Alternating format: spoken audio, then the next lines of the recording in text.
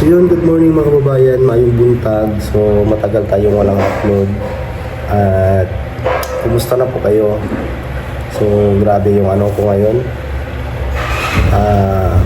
Subaw at saka paggabi, grabe yung ano ko. Kalintura. Kumusta po kayo dyan mga kababayan? So grabe yung ano natin, pero patuloy pa rin tayo sa paggawa dito. At sana matapos na to next week, itong 4 na kwarto. So bali yung gagawin na lang namin dito is yung pagka-tiles at saka itong mga pintura ay ano na lang ito, gloss na lang yung pinagakulang dito. At sa dyan sa may harapan ko, ayan, may karugtong pa yan na cement board. So mamaya kahit papaano, kahit may karamdaman tayo, patuloy pa rin tayo sa paggawa. Kung hindi na kaya ay magpapahinga. So kaya ko pa kahit papaano mga kababayan. So sa mga naghahanap doon, hindi ako nakasama sa Pila Sir Paul doon sa ano, busy po talaga ako mga kababayan. May project po akong ginawa. So hindi tayo nakasama doon sa kanilang banding doon sa Samal o sa Islarita. So may ginagawa kasi po ako mga kababayan, kaya hindi tayo nakasama doon sa kanila. So at maraming salamat at maraming nag-enjoy sa mga ginawa ng PB team doon. Marami silang mga may pag-games sila doon mga kababayan. So okay lang po sa akin talaga. Wala po akong problema mga kababayan. Huwag na po kayong maghahanap kung sakaling hindi ako makasama sa kanila, gawa ng may ginagawa ako. Pero kung sa mission ay lagi naman tayong sasama. So pakita ko lang sa inyo ngayon mga kababayan yung mga gagawin at para mag-update kayo sa mga ginagawa ko dito. Ayan.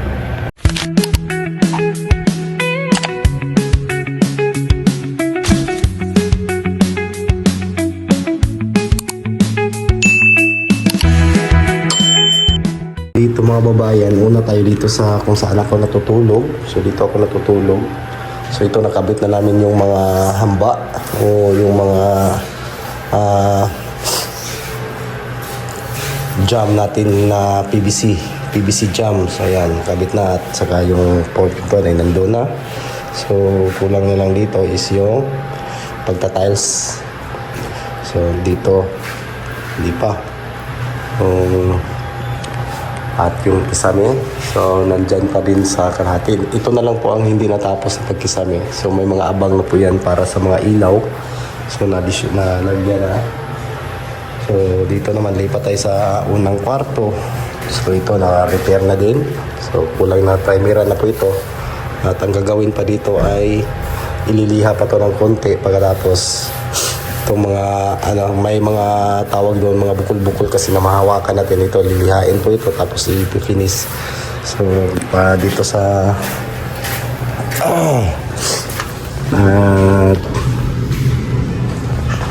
dito ako ngayon magta-tiles.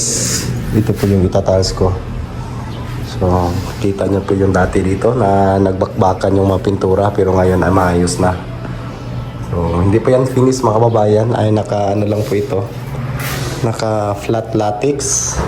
So kita nyo dyan, yan po yung mangyayari doon na nakarugtong yung cement board kasi yan po yung gusto ng may-ari para daw sa iwas sa lindol.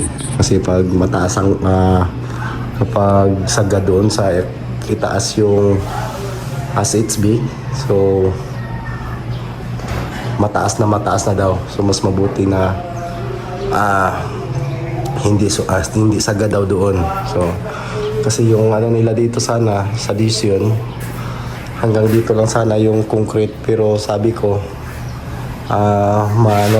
mas malaki yung gagastusin kasi magdudouble wall pa. Mas mabuti sagad na lang doon yung hollow blocks hanggang sa may pinakataas ng hamba.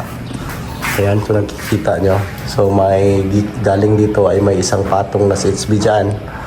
So bago nagdugtong ng cement board.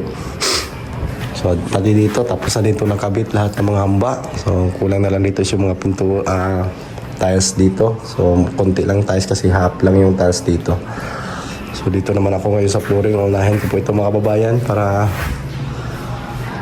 matapos na po ang project natin dito. So ito po yung dahilan kung bakit hindi ako nakasama nila Sir Paul doon sa Islarita. At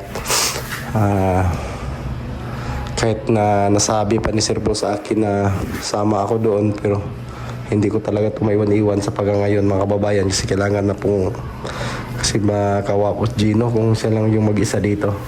Kahit may karamdaman niya ako, pilit ko pong magtrabaho para matapos na po ito, kasi may hinahabol po akong days. Pag hindi nakuha yung tamang araw dito ay siguradong malulugi na po ako mga kababayan. So kailangan ko magbabadali para kahit pa paano hindi tayo ma-short sa kontrata. Ayan, so nakikita nyo may butas-butas na. So ginamitan natin yan ng demolition hammer. So punta tayo doon sa mga niluluto naming ulam.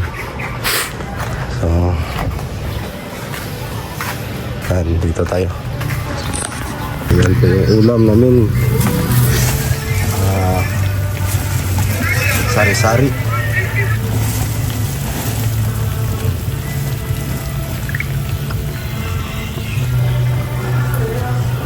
Haris yung kulalay. Po mga babayan, magandang hapon. So ito na po yung gawa ko. So kahit anong tulukayod ko ngayon, hindi ko talaga natapos kasi mga siruho na to sa gilid. At pag matapos to, ano lang po itong mga babayan, 5, 10, 15, 20, 25, 30, bilangin natin 5, 10, 15, 20, 25, 28, 31, 34, 36 lang, 36 piraso lang pala mga babayan. So hindi ko natapos gawa ng yung mga gilid, siruho po yan. So hindi ko natapos, may 3. So pati dito, yan, may siruho dito din na hindi masyadong kaliitan. So pati ito, siruho po ito. Kaya matagal lang tayo mga babayan kasi tayo pa yung magkakat at kabit. Ang tekniko, magkakating po ako ng 3 piraso, isasabay ko. Tapos kabit. Tapos cutting na naman. So grabe, sakit yung hawak. So yan, hindi pa nalinisan. 3 na lang yung ikakabit ko bukas dito. Pinaka dito sa pintuan at saka yung doon sa mga gilid. So dito tapos na. So yan. So mahirap talaga itayos mga babayan pag wala sa eskwela, pero kahit pa paano ay nahanapan natin ng paraan kung paano natin madiskartihan. Mahirap talaga kasi yung mga cutting ay hindi pantay, lalo po yung mga gilid ng uling ay hindi tuwid. Grabe yung liko-liko. So kita nyo po yung niyan. Grabe yung matatagalan po tayo sa pagkakat kasi pag pinapantay natin ay may posibilidad na may malaking siwang.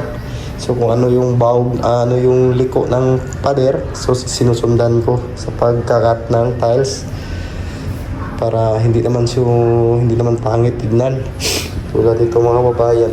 So yung pader na yan is parang gano'n, paliko. So kailangan nating hanapan ng diskarte para hindi naman masyadong halata. So kita naman po nyo dito kung mapapansin nyo mga babayan. So ayan, kung mapapansin nyo sa video, so halata dito talaga na paslanting yung tiles. Tapos doon palaki doon, pagdating mo dito paliit. So ayan. Dito na makikita yung tuwid sa ikalawa. Hindi naman pwede na doon itago yung special kasi dito talaga yung tabing yung jam. So yung jam talaga yung sinusundan natin. So dito talaga yung magiging hindi naman siya pangit tignan kasi hindi naman halata. gawa ng malaki po yung ano dyan, buo yung kinabit.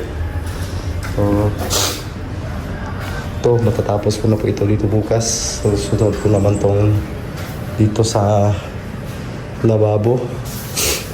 Yan, susunod ko ito dito para matapos na po ito dito ng isang kwarto para ma-finish na po ito. Punta tayo doon sa ginawa ni Gino. Hindi lang tayo nakapag-video kanina kasi nag-focus pa ako dito. Akala ko matapos pero hindi pala. Nakabit mo ni Bunjong dito din yung karugtong. So sa bukas di pala dito si Gino na gumabit dito sa kabila. Tingnan natin doon sa kabila. Grabe yung subaw natin. Dito pala. Tingnan natin yung ginawa nila dito. Nakapag-flooring na. So ayan. Tapos na po yung uling. So yan, isang araw lang itong ginawa. So nagapag-umpisa na po dito sa tile sa flooring. Yan. Bukas ay ano na po ito. Tapos na po ito. So bali 4 na lang yung ikakabit.